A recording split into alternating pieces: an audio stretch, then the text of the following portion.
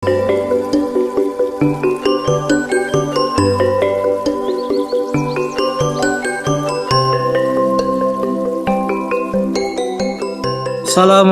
warahmatullahi wabarakatuh. Alhamdulillahi wahda sadaqa wa'ada wa nasara abdah wa azza jumdahu wa hajjamal ahjabah wahdah. Asyhadu an la ilaha illallah wahdahu la syarikalah wa asyhadu anna sayyidana Muhammadan abduhu wa rasuluhu la nabiyya ba'dah. Ilahi anta maksudi wa radaka madlubi a'tini mahabbataka wa ma'rifatak. Kehadapan guru agung kita semua Pangersa Aba Awas Al-Fatihah. A'udzubillahi minasyaitonirrajim. Bismillahirrahmanirrahim. Alhamdulillahirabbil alamin arrahmanir rahim maliki yaumiddin. Iyyaka na'budu wa iyyaka nasta'in ihdinas siratal mustaqim. Shiratal ladzina an'amta 'alaihim ghairil maghdubi 'alaihim waladdallin. Amin. Yang kami muliakan para wakil talqin Syekh Mursyid, wabil khusus Bapak Ki Haji Nur Fahim Fahman Nabiyyin, yang kami hormati para pemangku manakib online sedunia, para petugas manakib, dan seluruh ikhwan wal akhwat manakib online sedunia yang dimuliakan oleh Allah Subhanahu wa Ta'ala. Senantiasa kita memanjatkan rasa syukur kita kehadirat Allah Subhanahu wa Ta'ala. Tak henti-hentinya, tak putus-putusnya kita bersyukur, bersabar kepada Allah Subhanahu wa Ta'ala atas nikmat yang Allah berikan kepada kita. Dan kita bersyukur telah dimampukan untuk bersama-sama bermujalasah di depan HP kita masing-masing secara syariatnya. Secara hakikatnya kita mujalasah bersama seluruh ahli silsilah Thariqah Qadiriyah Naqsabandiyah Pondok Pesantren Suryalaya dalam manakib online sedunia ini. Ma'asyiral ikhwan rahimakumullah. Bila kita perhatikan dalam manakib, di sisi setelah kita membaca Al-Quran dan salawat, kita membaca tanbih. Bagi ikhwan TKN Pondok Pesantren Suryalaya Sirna Rasa, dalam melakukan hubungan sesama ikhwan, sesama manusia, sebenarnya sudah mengenal format yang baku yang wajib dilaksanakan. Ketentuan itu tercantum dalam tanbih yang kita baca dalam manakib, setiap manakib kita baca. Maka Syekh Abdullah Mubarak bin Nur Muhammad yang merangkai bersama kata mutiaranya, isi dari tanbih tersebut mencerminkan betapa pentingnya seorang muslim berakhlakul karimah. Kalau seseorang berakhlakul karimah, pasti akan punya akhlakul mahmudah. Kenapa harus jadi patokan? Bahwasannya tanbih itu ada patokan menjadi murid yang sungguh-sungguh menjadi manusia yang paripurna dan berakhlak mulia. Kalau dalam tanbih diajarkan bagaimana semestinya seorang ikhwan bersikap dan bertindak sesuai ajaran agama dan tuntunan negara. Dalam tanbih juga termuat 4 hal. Yang pertama, sesama manusia menghormati orang yang lebih tinggi derajatnya atau kedudukannya. Ini keluar biasaan. Pelajaran ini adalah uswatun hasanah untuk kita semua kepada dari Rasulullah, yaitu dari Syekh Abdullah Mubarak bin Muhammad. Bagaimana menghormati orang yang lebih tinggi derajatnya, baik derajat ilmunya, derajat hartanya, maupun derajat yang Allah berikan kemuliaan kepadanya. Dan yang kedua, saling menghargai sesama yang sederajat. Jadi sesama juga kita menghormati. Kenapa kita harus menghormati yang sesama? Karena bisa juga yang seumuran dengan kita, yang ilmunya sama dengan kita, mungkin pengalamannya lebih dari kita, mungkin kefahamannya lebih daripada kita. Maka kita pun harus menghargai sesama yang sederajat dengan kita.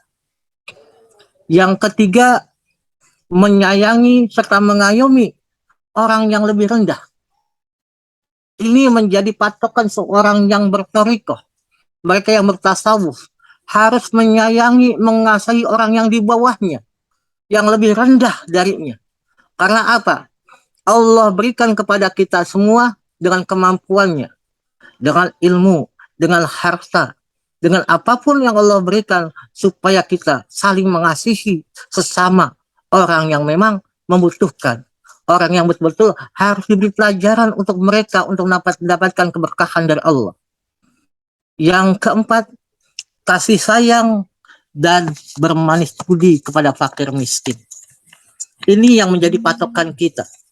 Andaikan kita tidak bisa melaksanakan seperti itu, maka kita dianggap ikhwan yang masih hanya tanbih sebagai bacaan, bukan tanbih menjadi pengamalan atau perilaku tindak tanduk kita sebagai ikhwan.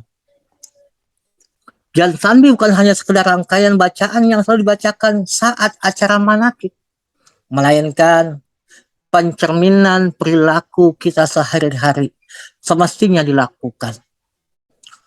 Orang yang sudah mengamalkan tanbih, perilakunya akan menjadi lebih baik. Betapa tidak tanbih menuntunnya supaya berperilaku sesuai dengan tuntunan agama, sesuai dengan tuntunan negara.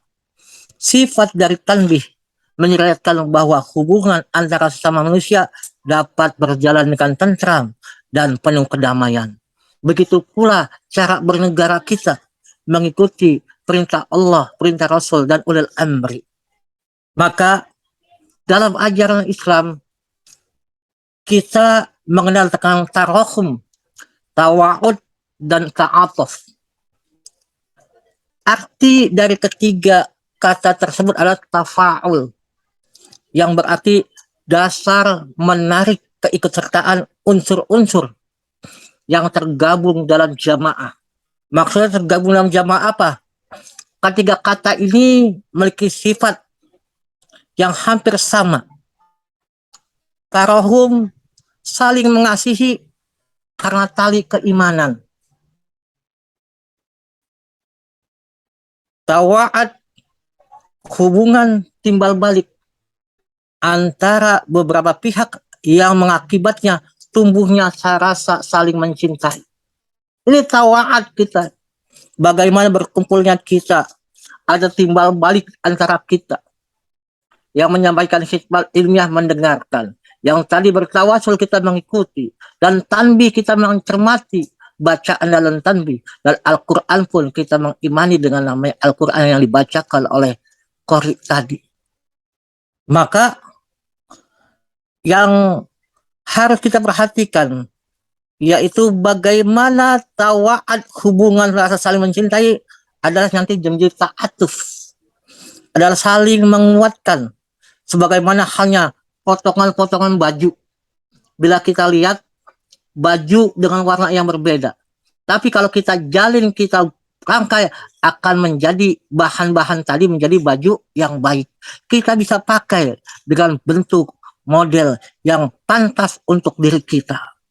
Maka satu kesatuan yang utuh dalam tarahum, tawa'at, dan ta'atuf itu menjadi suatu kesatuan yang tidak bisa dipisahkan dalam diri kita.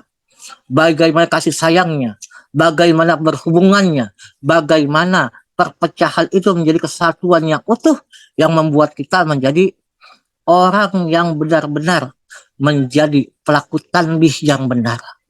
Ikhwan salik yang betul-betul menjalankan tanbih itu bukan hanya sekedar bacaan kita dengar, tapi kita tidak pernah melaksanakan tanbih step by step, sedikit demi sedikit kita laksanakan. Maka bila kita ikhwan sudah mengamalkan tanbih itu dengan sendirinya, satu, dia akan menyayangi sesama manusia. Maka tidak ada bermusuhan sesama ikhwan, apalagi menjelekkan, apalagi merasa lebih besar, apalagi merasa lebih kaya.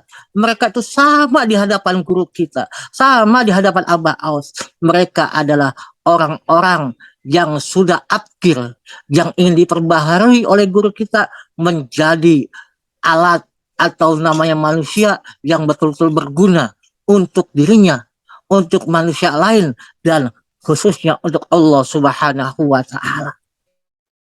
Jauh sebelum konsep masyarakat marhamah yang Allah canangkan oleh berbagai daerah di Indonesia, Abah Anom telah mempraktikkan konsep Al-Quran dalam ajaran dan kehidupannya. Itu dalam tanbih. Ikhwan tekan pada pesan saudara rasa mengamalkan tanbih tidak akan membeda-bedakan rasa kasih sayang. Kadang-kadang maaf, contoh untuk kita. Kadang-kadang kita kasih sayang berbeda. Apalagi pada orang kaya, penghormatan kita kepada orang yang lebih kaya itu lebih luar biasa dibanding orang yang tidak punya apa-apa. Itu yang menjadi paduan kita. Jadi, protek untuk diri kita. Bisakah kita melampaui hal-hal tersebut? Maka kita bersyukur, beruntung ketemu Abah. Dikisahkan oleh Mahmud Al-Ghadi menurut Syekh Ar-Rabbani Abdul Hasan Al-Kharqani. Guru, bagaimana menurut Anda tentang Syekh Abi Yazid Al-Bustami?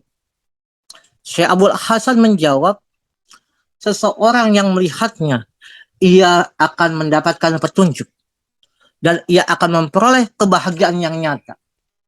Maka ditanya lagi oleh Syekh Mahmud Al-Ghazi, bagaimana bisa seperti itu? Abu Jahal melihat Rasulullah Shallallahu Alaihi Wasallam, tetapi ia tidak selamat dari celaka. Maka Syekh Abdul Hasan menjawab, sesungguhnya Abu Jahal tidak pernah melihat Rasulullah Shallallahu Alaihi Wasallam. Ia hanya melihat Muhammad bin Abdullah. Ini menandakan bahwa bila kita memandang wajah guru kita melihat guru kita bukan namanya Syekh Muhammad Abdul Ghaus bin Ibrahim, tapi yang kita lihat Syekh Muhammad Abdul Ghaus yang ada di dalam dirinya cahaya kemuhammadan, cahaya Allah yang tertanam terpancar di dalam dadanya, yang memancarkannya kepada kita semua. Maka dengan pancaran cahayanya yang sudah kita ditanamkan dengan talqin zikir masukkan ke dalam dada-dada kita semua, kita makin lebih merasakan bahwa manusia secara manusia yang lain akan menyayangi sesama manusia. Maka merugilah orang yang melihat Syekh Muhammad Abdul Ghaus hanya wakil talqin Abah Anom pada zaman itu yang sekarang tidak mengakuinya. Sesungguhnya dia tidak bisa melihat Muhammad, dia tidak bisa melihat Syekh Muhammad Abdul Ghaus sebagai Abah Anomnya. Maka rugilah mereka. Maka mereka tidak menyayangi sesamanya. Dan yang terakhir, dengan tanbih tersebut kita dapat menyambung tali silaturahim. Sebagian umat Islam mengatakan silaturahim itu hanya sebatas berkunjung pada orang-orang yang seakidah, berjabat tangan, lalu pulang ke tempat masing-masing dengan membawa kesan seadanya. Sebenarnya pengertian silaturahim tidak sesempit itu, merupakan salah satu unsur penting dalam ajaran Islam yang merupakan perekat sendi berbagai unsur kebaikan. Dengannya kekuatan Islam akan kokoh. Orang yang gemar silaturahim bukan sekedar gemar membalas kebaikan dengan kebaikan, tapi juga mereka rajin membalas kejelekan orang lain dengan kebaikan. Ini tanbih bagaimana mereka yang silaturahim rajin membalas kejelekan orang lain dengan kebaikan. Maka kita sering bersilaturahim, bertemu di dalam mos ini, bertemu dalam menakif offline. Itu semuanya penjabaran tanbih, penjabaran apa yang disampaikan oleh Syekh Abdullah Mubarak bin Muhammad, doanya beliau. Maka beliau mengatakan, bila membaca tanbih banyaklah amin, karena sungguhnya doa itu tidak akan tertolak. Maka seseorang ikhwan ataupun akhwat bila mereka bisa mengamalkan tanbih dengan baik, Mereka tidak ada rasa putus asa. Mereka tidak merasa lebih dari yang lain. Mereka saling mengasihi. Mereka jaga silaturahim dan mereka tidak akan menjelekkan satu dengan lainnya. Bila mereka mendapatkan kejelekan, keburukan, mereka memberikan dengan kebaikan. Kebaikan yang diberikan kepada orang yang menjelekannya. Maka dengan tandi itu sebagai acuan kita, sebagai pedoman kita, bagaimana laqad kana lakum fi rasulillahi uswatun hasanah, sesungguhnya dalam diri Rasulullah ada budi pekerti yang baik.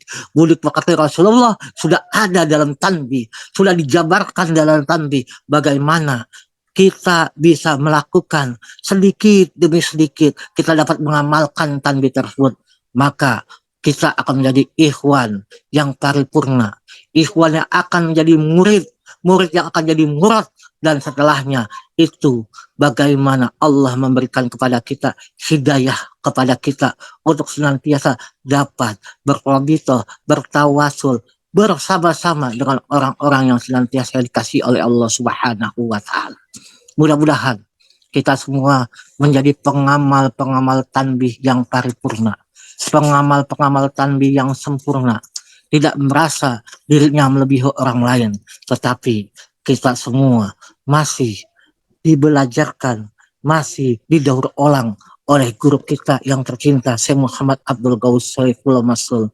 Mudah-mudahan kita dengan keistiqomahan dari Allah Subhanahu wa taala, sehat lahir batin kita, kuat dalam istiqomah kita mengamankan dan melestarikan Thariqah Qadiriyah Naksabandiyah Pondok Pesantren Suryalaya, dan yang menjadi fasilitator dalam manaqib online sedunia ini.